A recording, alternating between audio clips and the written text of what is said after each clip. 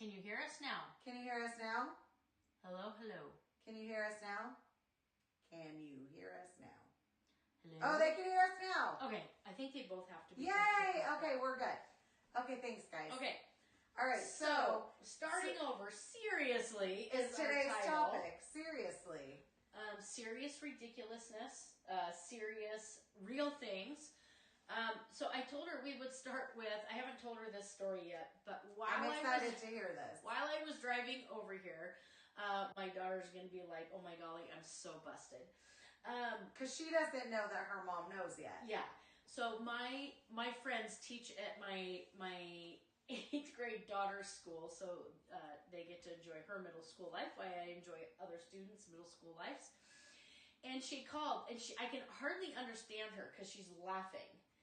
And she says, hey, what are you doing? And I was like, hey, I'm headed over to my friend Allie's house. And she said, oh, that's right, you have the podcast. Darn it. She's like, okay, we won't do dinner tonight, but we will do dinner soon. I said, yeah. She's like, are you sitting down? And I said, I just told you I'm driving. Of course I'm sitting down. She's like, I just need to make sure you're sitting down. She's like, okay, your daughter. She's like, wait, well, first off, she's a little busted for lying. She's like, however, she's like, so there was a substitute today. I was like, okay. And she's like, your daughter. And I was like, and she's trying to get words in between her, like she's laughing so hard, she's hardly breathing. Yeah. And I was like, I can only imagine it could be one of 5,000 things with my daughter, especially with a sub. I'm like, oh great, because she has pulled some amazing shenanigans with subs. I will share more stories later. And she's like, well, she wanted to sit by her friend, we'll call him B, and she knows sometimes it's okay, but usually, they're such good friends. They get to talking. He and her jive well. They're both very funny people. So they're not really supposed to be sitting by each other in class. And she's like, oh, I have a note that, your daughter can't sit by B in class. And so the sub's calling this out. It's like, is Lucy here? And doesn't answer. And she's like, well, who are you? She gives a fake name.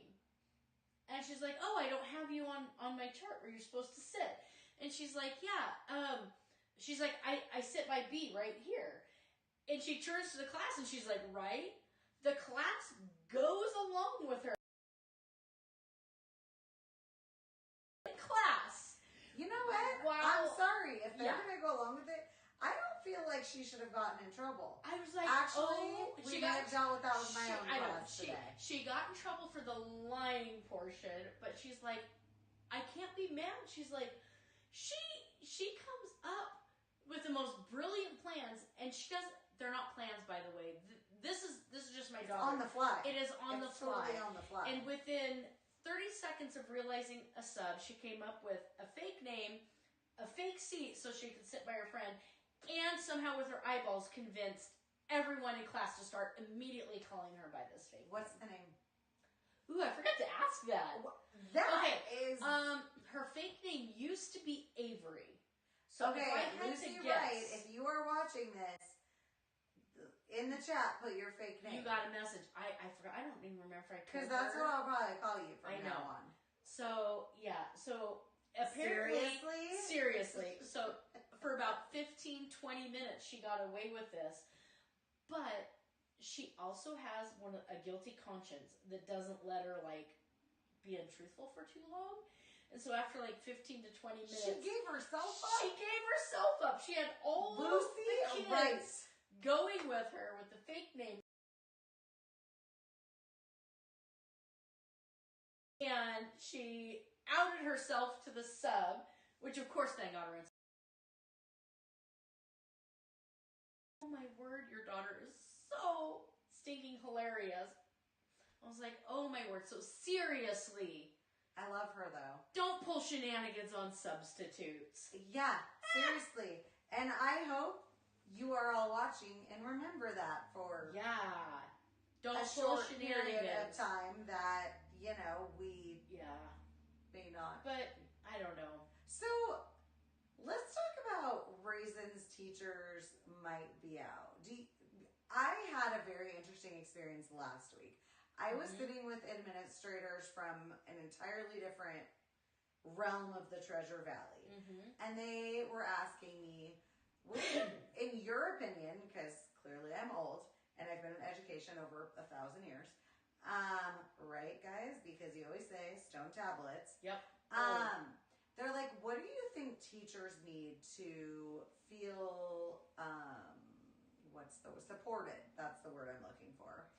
And so we talked for a while, and this particular person said, I don't want you to bring up anything about students. This is solely what you think teachers need to feel supported.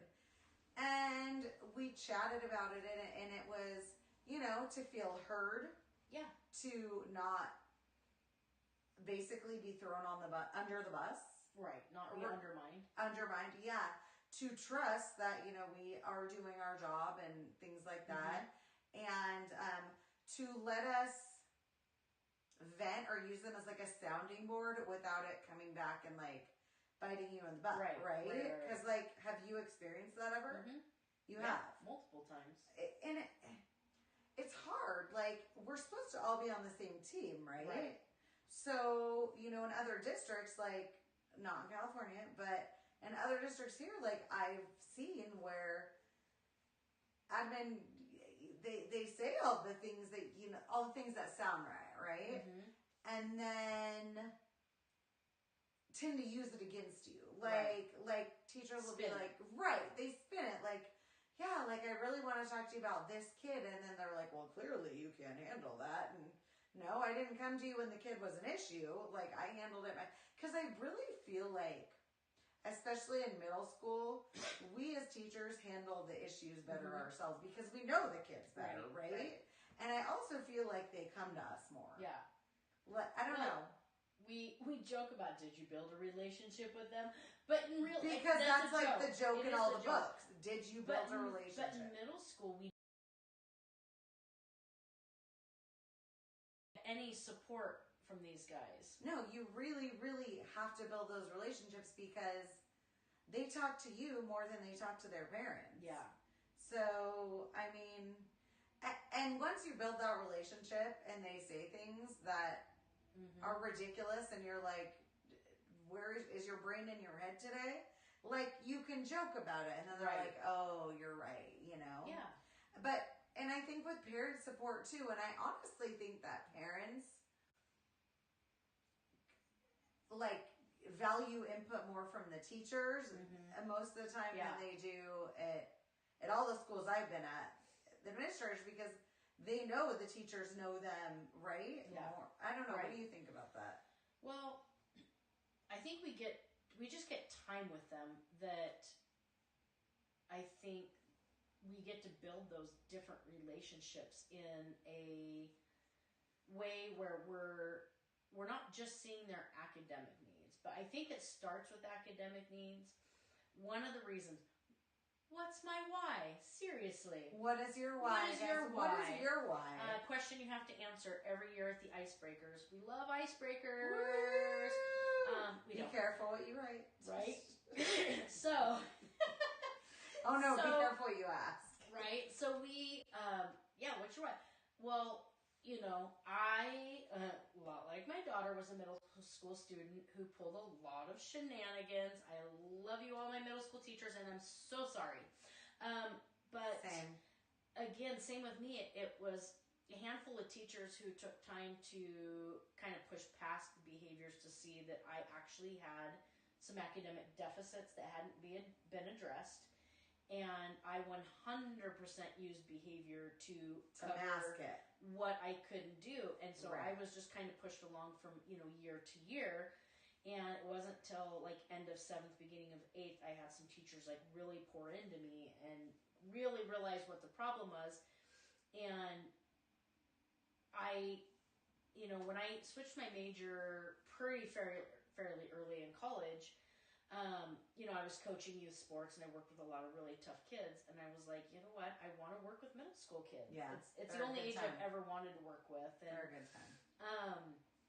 It's just, I feel like in middle school, if you don't catch some of these kids that have those behaviors and you don't take time to look past that to see is there an underlying need, especially academically. Well, there is a reason. I mean, you lose they those don't kids. come in,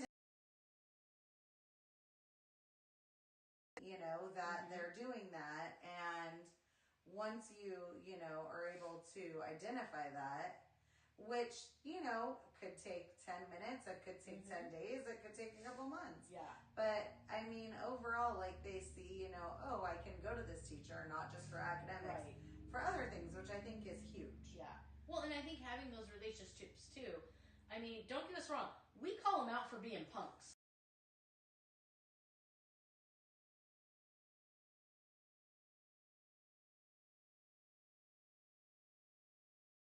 Baby It's the Spice. support. Yeah. Baby Spice.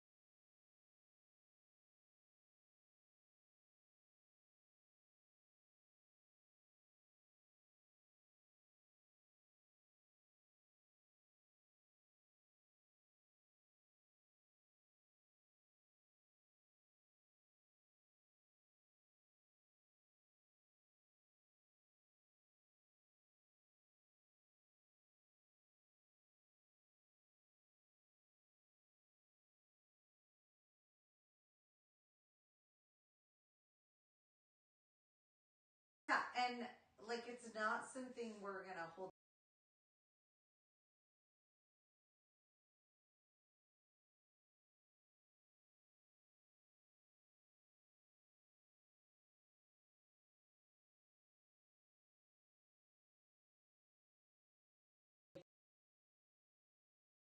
But here's the thing. Check in real fast. Can you ask guys them if hear they can us? still see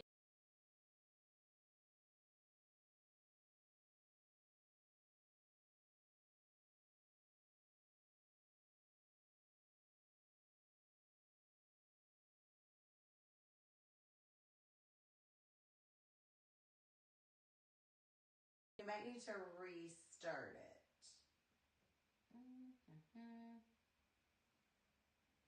Let's see.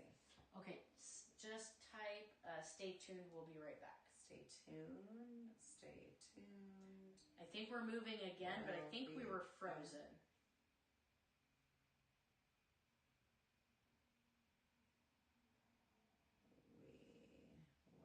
We will be right back. Can you hear us? Can you hear us okay? We were frozen Can you see us? We were frozen for a minute. I'm not sure if it kicked us off. Oh, they can hear us. Okay. Were we frozen? Did you hear all our tales? We're not really sure. Are we frozen? Did we freeze?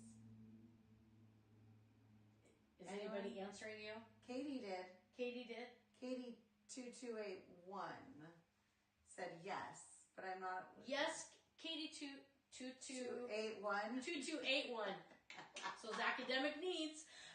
Yes, you did freeze, but now we're back on. Okay. Okay. If we freeze again, let us know. Let us know. We can stop and restart. Yeah, we can always reboot. So anyways, we were talking about admin, we were talking about kids. How do you think, in your humble opinion of all these years, how important do you place, because it's different elementary and high school with middle school, the communication with parents? Like, do you place like a huge emphasis on it? Do you feel like, if they need me, they'll get a hold of me? And I know it varies obviously from kid to kid. Well, you know me. I like to send a weekly update. You do. I do send a weekly update. You're just making me look like crap. No, because for me, I feel Here's my update. I feel like we're frozen again. No, we're not. But so in 7th grade, 100.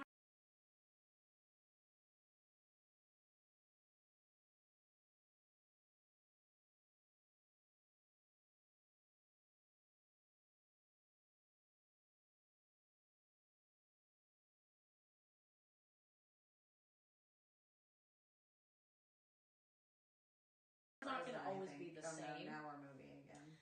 But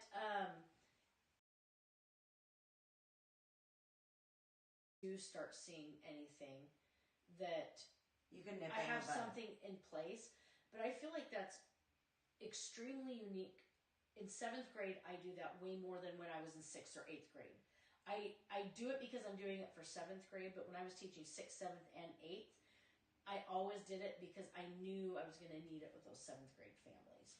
7th grade's a tough year. Well, in 6th grade, it's that transition from, the weird 5th grade into multiple classes. And, that's why I like sending out the letter at the beginning of the year. And, my parents know, I'm pretty, every year that I've taught. Yeah.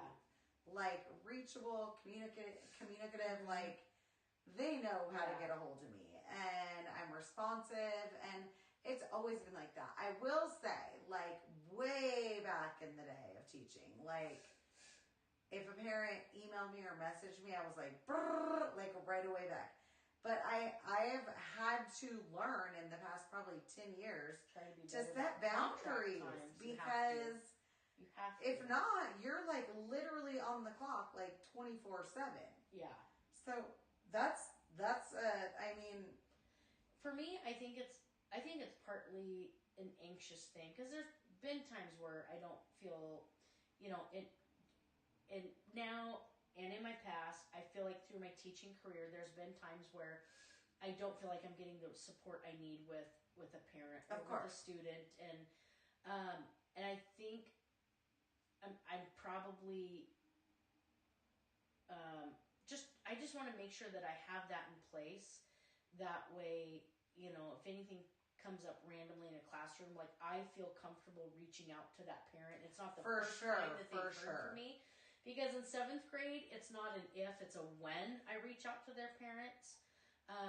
Even the kids that think these kids never get in trouble, I've had to reach out to those parents because it's 7th grade. Things just kind of go a little wacky in 7th grade. Well, and we've talked about the hormones and the everything else. It's a lot. Yeah, 100%. But I mean, I don't know. In some ways, I think, because I think about it, I message my son's teacher now because we're friends, I do it on Instagram. And it's probably, because I know, she sets up her hours on Parent Square, but it's nothing, and I know this is probably out of the realm, but hey, Miss Spangler, by the way, shout out, thanks for being awesome. It's do you need me to bring donuts? Do you need me to bring snacks for testing? Things like that. What do you need? What can I do to help your class and make your life easier? Right. It's not just a, hey, this happened with my kid today, what's going on? Absolutely. It's more what can I do for you? Well, also, she sends me, hilarious videos on, reels of, crazy parents and, conferences and, how, crazy they act, if their kid's acting up, and she's oh my God, I can totally see this with you and Hudson. Yeah. Because I remember our first conference, I said, I was don't sugarcoat it. I know he's a delight. I know he's cute. I know he's helpful. Right. Academically, what does my kid need? He's a regular kid. And if he's a butthead, I need to know.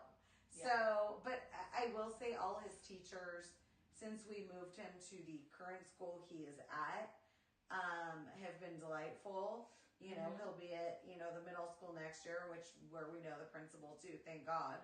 But you keep in touch with your kids' teachers. Yeah. We need to know what's going on. I keep in touch with, even my students from 2003, their parents I still see when I go back to California. But that's the thing about building relationships. I'm still in contact with so many families. Absolutely. And it's not like it just goes away because their student isn't in your classroom anymore. I mean, these are relationships you're building, and you're wanting to know how are they doing. But I think they, and especially students, kind of freak out a little bit. Oh my God, what if you're not at our school next year?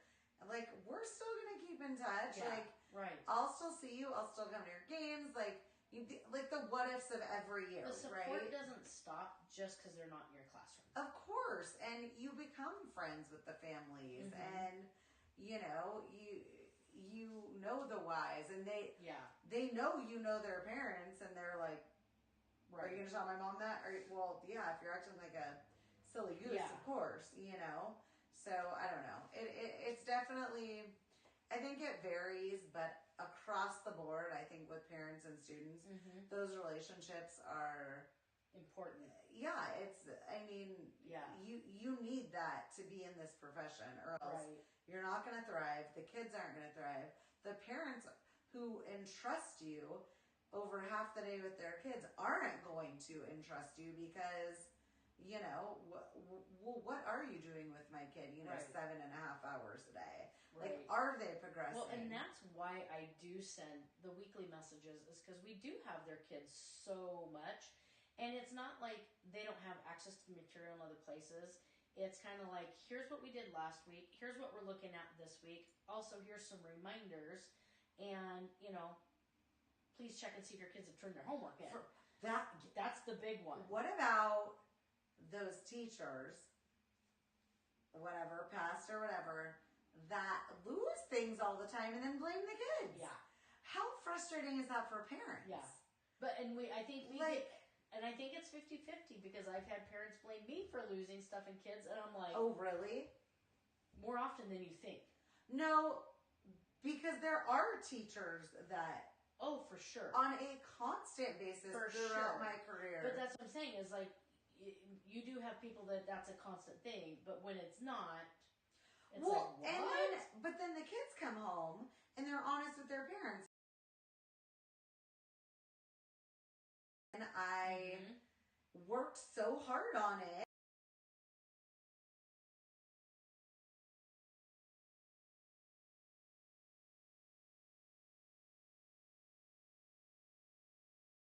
I think we're frozen. Oh, no, we're not frozen now. It is. Should have done the update. We should have. Next week.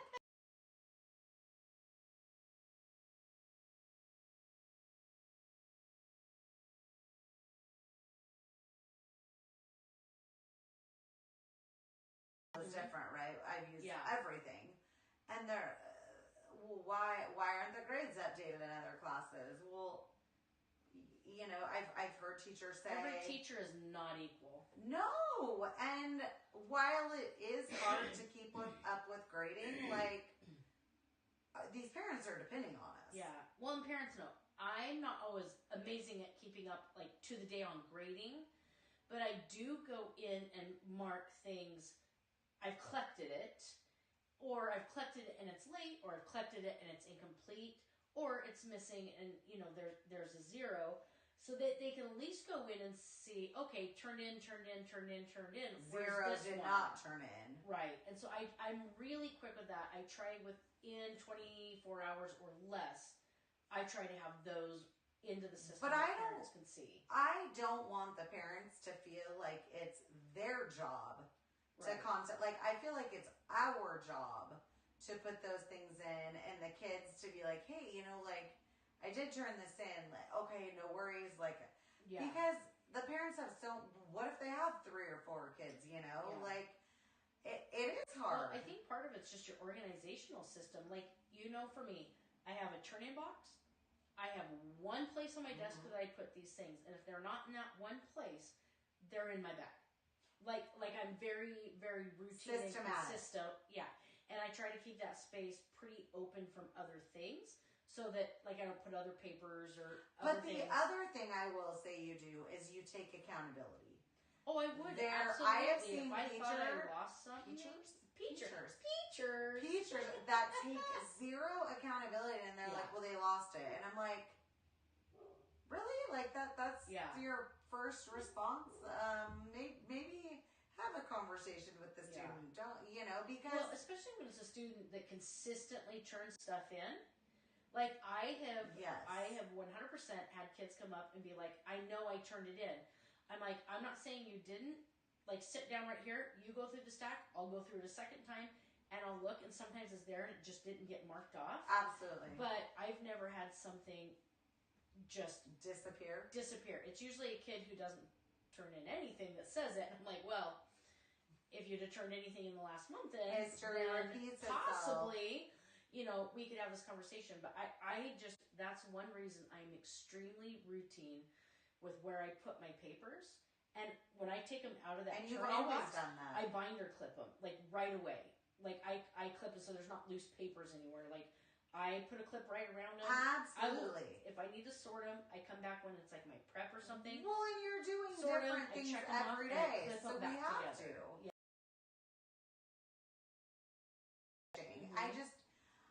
I can't imagine